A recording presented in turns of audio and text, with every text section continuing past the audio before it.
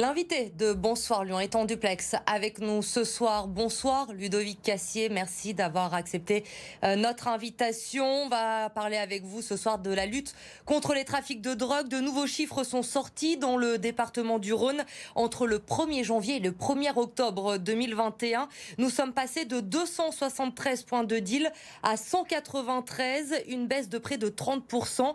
C'est la plus importante du territoire. Conséquence directe, j'imagine, de la politique du ministère de l'Intérieur d'harceler les points de deal dans les quartiers. Bonsoir, oui, très clairement, c'est le fait que ça soit une priorité nationale, comme les violences intrafamiliales. Oui, de gros moyens, de gros dispositifs sont mis en place sur les points de deal, sur le trafic de stupes de manière générale. Et oui, c'est le résultat de l'action quotidienne de mes collègues sur la voie publique. Justement, Ludovic Cassier, l'action quotidienne de vos collègues, ça ressemble à quoi aujourd'hui, cette volonté du gouvernement d'harceler les points de deal? Ça a changé quoi dans le quotidien des policiers? Comment vous travaillez aujourd'hui? On est parti sur une identification très précise des points de deal sur la métropole lyonnaise. Après, il y a des actions qui sont menées avec de nombreux effectifs, aussi bien les effectifs de PJ, donc tout ce qui est brigade de stupes, les effectifs de la direction départementale de la sécurité publique du Rhône, parfois même des renforts de CRS s'il faut quadriller un quartier complet qui peut être plus difficile en termes d'approche. Et après, il y a tout le déroulé d'enquête aussi derrière, avec les saisies qui sont opérées, avec l'identification des individus qui participent au trafic de stupes. Donc il y a effectivement toute la partie visible en termes de lutte sur la voie publique, mais il y a toute la lourde partie d'investigation qui sont menées par les enquêteurs de la police judiciaire. Ce travail, comment il se passe sur le terrain? Ces démantèlements, on le sait, ils ont des conséquences aussi. On a vu ce qui s'est passé il y a quelques semaines maintenant à la Duchère avec des policiers qui ont été visés par des tirs. Vous dérangez clairement les trafiquants de drogue aujourd'hui. Certains disent même que les trafiquants ont pris le contrôle de nos quartiers. C'est le sentiment que vous avez aujourd'hui? Alors comment ça se passe? Déjà oui, c'est le fait d'une surprésence de la police nationale sur les points de deal connus, parce que les gens effectivement ont le droit à la tranquillité. Et bon, la réaction s'est pas fait attendre malheureusement, mais de manière générale, même avant ces actions menées, ça fait longtemps que les trafiquants, qu'en tout cas que ceux qui tiennent les points de deal dans certains quartiers, et c'est pas que Lyon, c'est malheureusement valable sur toute la France. Ils essaient d'imposer leurs lois. En tout cas, ils veulent pas des lois de la République, très clairement. Ça, ils le disent haut et fort. Et puis, par contre, ils veulent imposer leurs propres lois pour pouvoir gérer tranquillement leur business, tenir à distance la police nationale, mettre au silence les habitants des quartiers. Donc, c'est l'instauration de leurs lois. En tout cas, ils le tentent et parfois, c'est très compliqué pour les habitants de ces quartiers, oui. Est-ce que vous, en tant que policier aujourd'hui, vous avez une appréhension à aller dans ces quartiers, à démanteler ces points de deal? Vous êtes directement visé. On ne l'a pas forcément vu ces derniers temps dans la métropole de Lyon, mais on l'a vu notamment en banlieue parisienne, des inscriptions découvertes dans certains quartiers qui prennent directement à partie des policiers. C'est une inquiétude aujourd'hui pour vous? Ouais, ça, pour le coup, c'est une inquiétude grandissante. C'est pour ça que pour faire le lien avec le fait qu'on demande à ce que les procédures soient totalement anonymisées, mais pas bien sûr, qu'on puisse être identifié par un numéro d'identification, que toutes nos procédures puissent être actées dans ce sens, mais pas avec nos noms et prénoms qui souvent sont divulgués par des personnes mal intentionnées. Donc nos noms se retrouvent sur les murs de certains quartiers, nos noms, prénoms, parfois nos adresses, nos familles qui sont visées. Bien sûr que c'est une inquiétude.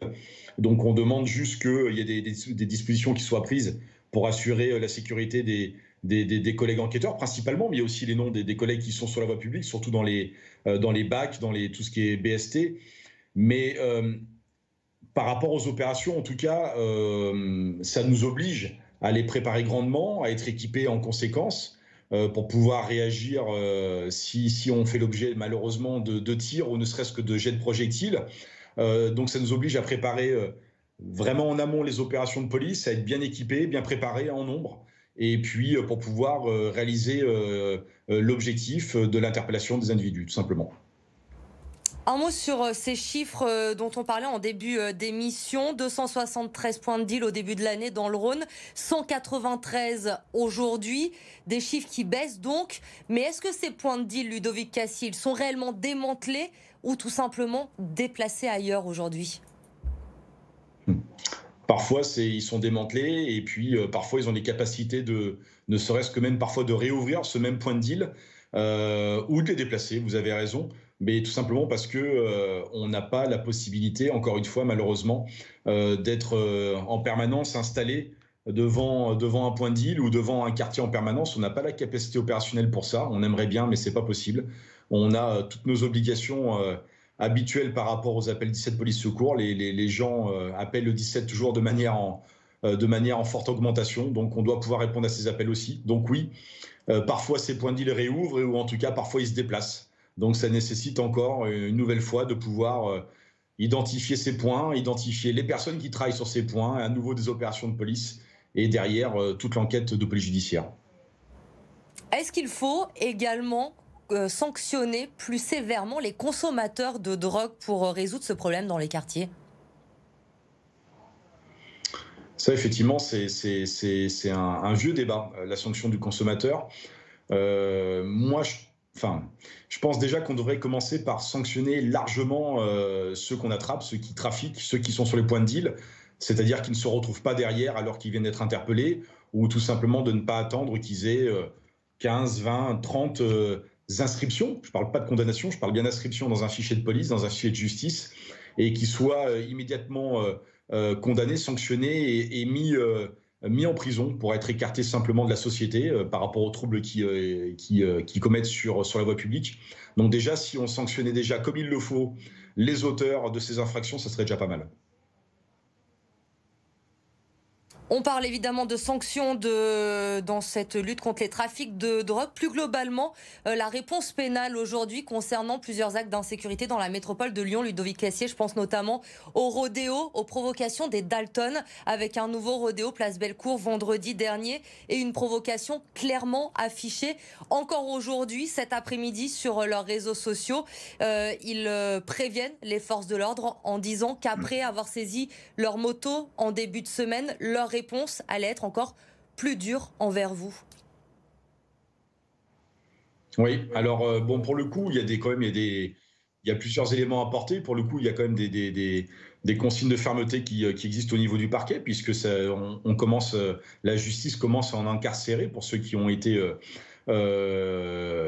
interpellés. Et puis je précise aussi leur fameuse moto quand même qui ressortent volées.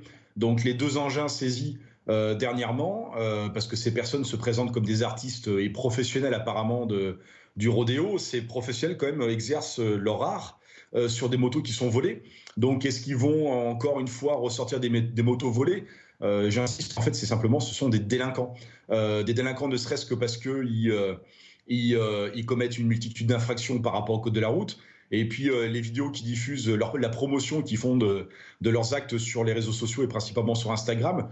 Moi, je pense qu'il suffit d'observer le comportement des gens qui ont été traversés au niveau de Bellecour par des motos à vive allure. Je pense que l'inquiétude des gens se lisait sur leur visage. Donc voilà, je ne pense pas que les Lyonnais, ça les fasse grandement rire.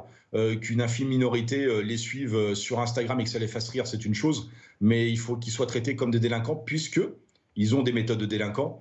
Ils s'affranchissent des lois, aussi bien sur des véhicules volés que sur le fait qu'ils respectent aucune règle. Donc voilà, ils font leur promotion, mais pour moi, ce sont des délinquants et ils sont traités comme tels par la justice. Et il faudra que la réponse pénale soit à la hauteur, évidemment. Merci Ludovic Cassier d'avoir répondu à mes questions ce soir sur BFM Lyon.